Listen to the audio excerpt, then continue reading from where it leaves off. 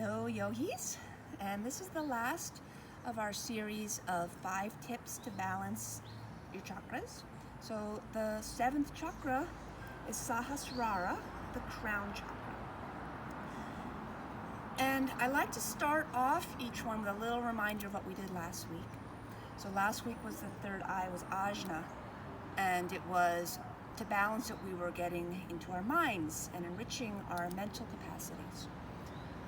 So when we overdo it, because each one can get overdone, can be underdone, right? But when you overdo your mental things, signs of that are being overly logical, being overly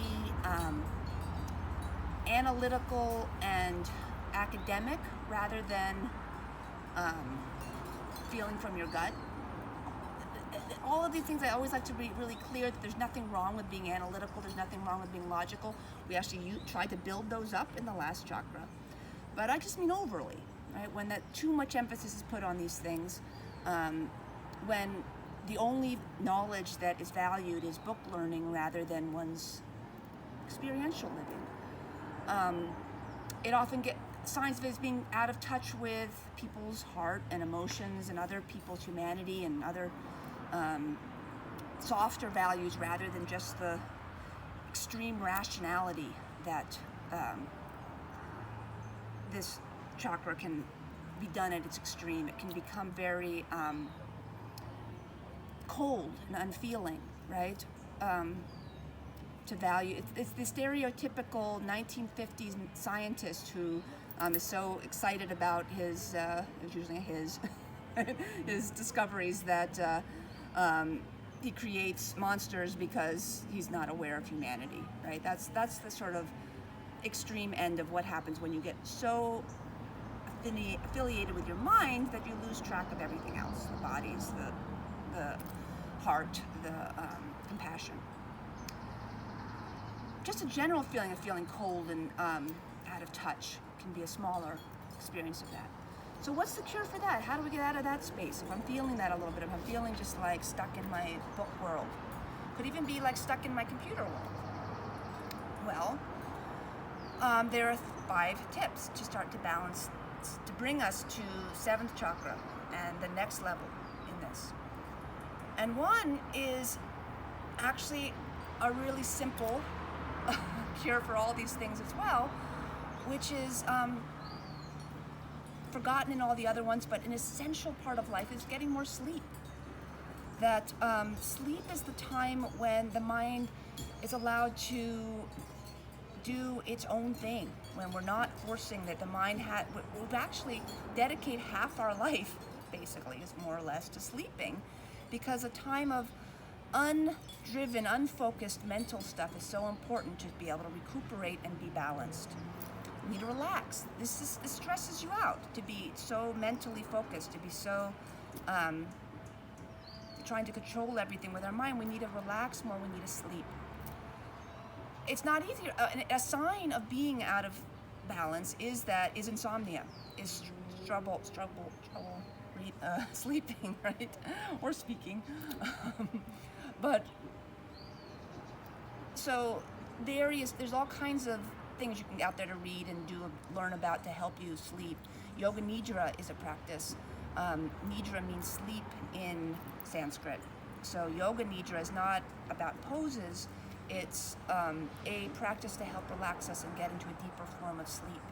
That's my first one. Just sleep more to help with that.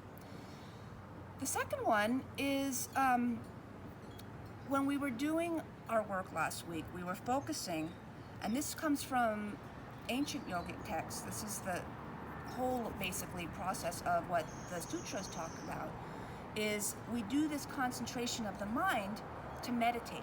It's not actually meditating when you're technically.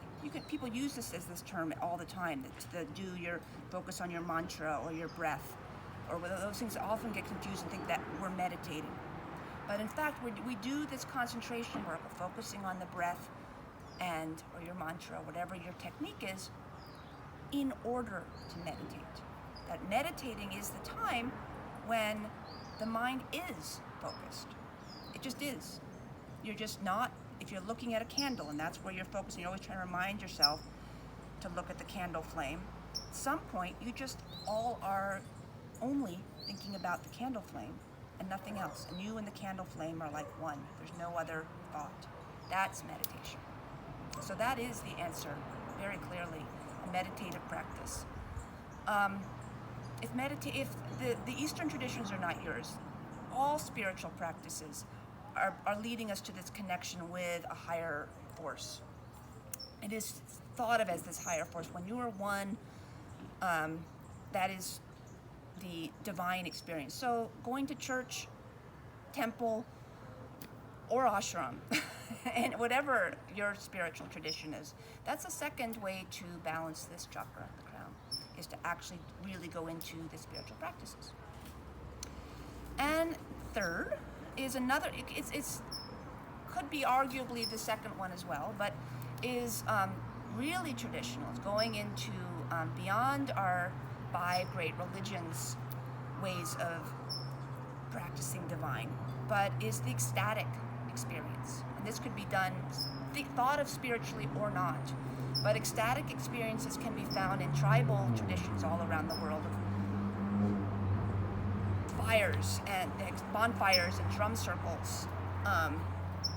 They can be found in plant medicine, though all of these things, if you're going to engage in these, please be sensitive to the traditions that they come from, right? So I'm not just advising everyone to suddenly run out and appropriate other people's traditions, but in a sensitive manner, going through these ecstatic uses of getting outside your head is really what we're trying to do out of it. And sometimes that can be found, you can find ecstasy yourself on a mountaintop, right? Where you really feel like you and the mountain are one, where you and the waterfall are one. Nature can provide these ecstatic experiences. So the idea is to just get out of this overly logical, overthinking space, and any of these things I just suggested can be ways getting into the ecstasy, the life itself. That's my third suggestion for this crown chakra. And then I like to talk about the elements and things that you can use, like colors or crystal stones, things that you can wear, just sort of practical ways to remind yourself of this is where I want to go. Best one of these is, or a couple best ones, but a really good one is quartz crystal. It's clear, it sort of represents all the elements, all the chakras in one. It's very pure, it's very powerful, and it's can be overlooked with how ubiquitously it's used in crystals, but it's fantastic. Quartz crystal is fantastic. The color white is all colors in one, is the idea. Some traditions make it purple, because that's the end of the spectrum, purple color, so even things like amethysts and other purple stones, tanzanite, other clear or white stones like opal, Herkimer diamonds themselves, those are appropriate use. Wearing all white, a lot of spiritual traditions have you do that. There's all kinds of different reasons why different traditions do that, but that can really elevate you and bring you into a spiritual mode to wear white. So you have some fun witch friends who wear all purple too, and that can, if that gets you in that spiritual place, that can do it for you. So that's the fourth. And then let's give you a pose to do that activates the crown chakra. Yoga Mudra is, we're up on our knees. If I'm here on my yoga mat, if your knees get sore here, I'll give you an option. You could fold up your mat a few times and put that under your knees, or you could put a blanket under your knees if it's just sore for you, being on your knees. I'm gonna not do it though, because I'm gonna bring your head to the ground. And I want, you can curl your toes.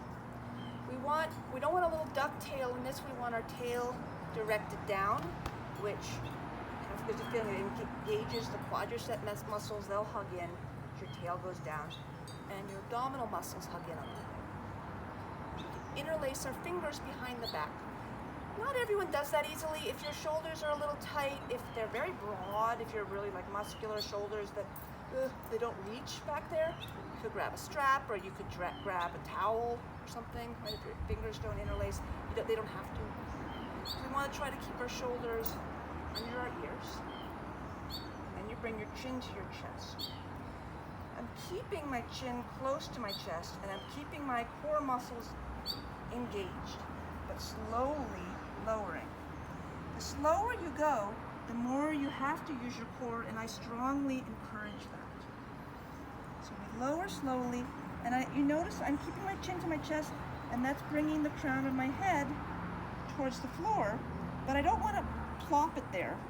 I want to use enough strength that it goes slowly, and I think about my head almost like it's a beautiful, expensive, or rare Fabergé egg, softly, gently placing it on the ground so my core stays engaged.